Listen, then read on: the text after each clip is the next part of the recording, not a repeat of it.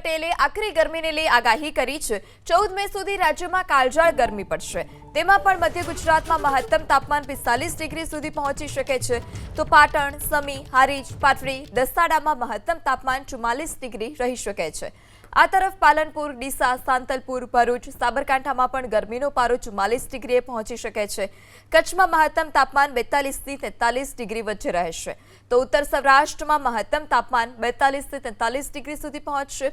આટલું જ નહીં, રાજકોટ, હળવદ, ધ્રાંગધ્રા અને સુરેન્દ્રનગરમાં અતિશય ગરમી રહેશે। સુરતમાં ગરમીનો પારો 41 ડિગ્રી પર, તો વલસાડમાં મહત્તમ તાપમાનનો પારો 39 ડિગ્રી સુધી જઈ શકે છે।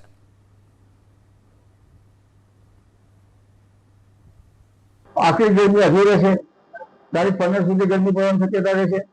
તારીખ 14 સુધીમાં ગરમી આખરી રહેશે, જેમાં મધ્ય ગુજરાતના ભાગોમાં મહત્તમ તાપમાન 44-45 ડિગ્રી જેવું થઈ શકે। મહીસાગરના ભાગમાં મહત્તમ તાપમાન 44-45 ડિગ્રી થવાની શક્યતા રહેશે। ઉત્તર ગુજરાતના ભાગોમાં મહત્તમ તાપમાન 42-43 ડિગ્રી સેલ્સિયસ થવાની શક્યતા રહેશે। કર્ક ઋતુપરના ભાગોમાં આખરી ગરમી પડવાની શક્યતા રહેશે। કચ્છ ભાગમાં મહત્તમ તાપમાન 44-45 ડિગ્રી સેલ્સિયસ થવાની શક્યતા રહેશે। હિંમતનગર, અરવલ્લી અને સાબરકાંઠામાં આખરી ગરમી પડશે।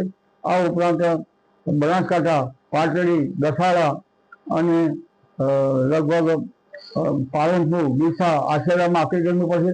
કચ્છ ભાગમાં મહત્તમ તાપમાન 43-44 ડિગ્રી સેલ્સિયસ જેવું થઈ જવાની શક્યતા રહેશે। આ ઉપરાંત કચ્છના ભાગમાં પણ આખરી ગરમી પડવાની શક્યતા રહેશે। મહત્તમ તાપમાન 42 ડિગ્રી સેલ્સિયસ, તો ક્યાંક 40 થી 43 ડિગ્રી સેલ્સિયસ પણ થઈ જવાની શક્યતા રહે। એટલે આકરી ગરમીથી જનધને કાળજી રાખવી રહેશે। રાજકોટના ભાગોમાં મહત્તમ તાપમાન લગભગ 42 તો 43 ડિગ્રી સેલ્સિયસ થઈ જવાની શક્યતા રહે। સુરેન્દ્રનગર, હળવદ, ધ્રાંગધ્રામાં આકરી ગરમી પડે। સુરેન્દ્રનગરના ભાગોમાં મહત્તમ તાપમાન 43-44 ડિગ્રી સેલ્સિયસ જેવું થઈ જવાની શક્યતા રહે। અમરેલીના ભાગોમાં પણ આકરી ગરમી પડે અને અમરેલીના ભાગોમાં મહત્તમ તાપમાન 41 ડિગ્રી સેલ્સિયસ આસપાસ થવાની શક્યતા રહે।